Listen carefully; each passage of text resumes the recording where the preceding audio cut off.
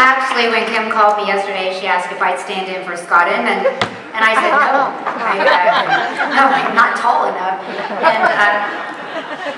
But I did say that when I had returned home from being overseas, I had read the obituary of Ellen Hartman on Sunday. And it was somebody, for those of you that don't know her, I think I can describe her pretty quick. I worked for the city of Tulsa for many years, and Ellen Hartman was an activist. She was an activist as a resident of Reservoir Hill, so that's how I knew her. She didn't take no for an answer when she wanted something. And when I filed to run for office in 2004, I got a check from Texan Ellen Hartman, and I thought, what's this? Because when you work for the city, you don't always know who's a Democrat and Republican, but I soon found out they shared my same values, and they were strong Democrats. So here came a check from someone that I hardly knew.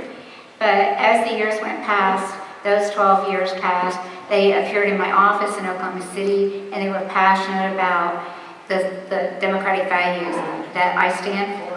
And so I asked that I'd be allowed to spend just a few minutes, for those of you that don't get the Tulsa World, and I'm mad at them today, or their editorial, but nonetheless, I will quote from their obituary on Ellen Hartman. Because sometimes we know each other, but we don't really know each other. So Ellen Hartman passed away this month, and she was 85 years old. But what I didn't know is that she was born in New York City, and she worked for the John Robert Powers Agency as a model. At 20, she was in Utah, where she met Tex Hartman, and they got married. They were married for 64 years. Tex is alive today. They had 4 children. They lived in 8 different states. It could be many of you here in this room. But what I didn't know about Ellen was this. She went back to college and got a degree at 50. She worked as the news director in Midland, Texas, information officer for the Tulsa Human Rights Department.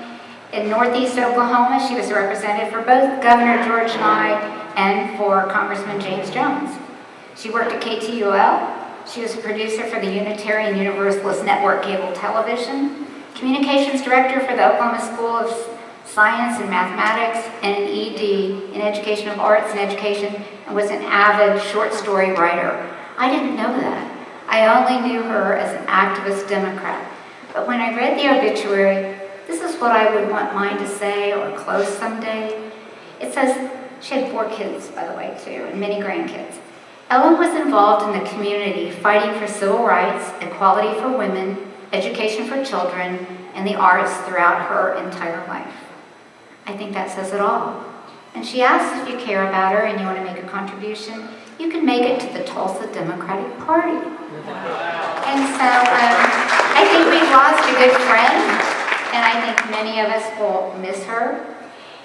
The year after I was elected, because that is a true Democrat, and the year after I was elected in 2005, part of the party had a little book going around saying, Why Mommy is a Democrat. I don't know if any of you remember it. It was 2 squirrels talking to each other. Seriously. It was a children's book. And it basically told why Mommy was a Democrat. And I carried it because many people said, why are you a Democrat? And it basically talked about a mother who cared about health care, education, a mother who took care of veterans, people who came to her house who didn't have food, and people that need clothed. And I thought, those are good reasons to be a Democrat. And I looked across the aisle and didn't see much of that going on. But Sunday when I got home, I got a notice from the library that my book was in that I've been waiting for. And it was Al Franken's book, Giant of the Senate.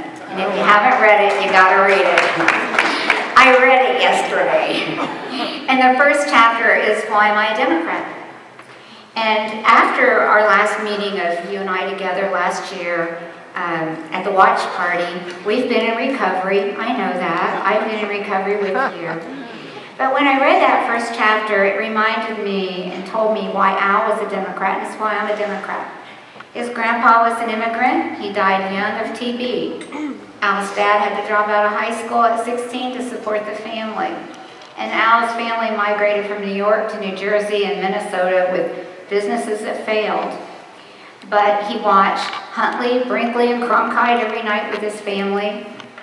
In 1964, and they were Jewish, by the way. They immigrated to the United States. In 1964, when the Civil Rights Act passed, his dad said, we can't be Republicans, we gotta be Democrats, by golly. And they all became Democrats. They worked hard, middle class in America, if you remember, 2 bedrooms, 1 bathroom, okay, public schools. And his brother studied hard and went to MIT to study and became a physicist, and then I think later became a photographer. And Al studied hard and went to Harvard. He was going to be a scientist, but he became a comedian, which really is the perfect life for a politician. Will Rogers would have loved it.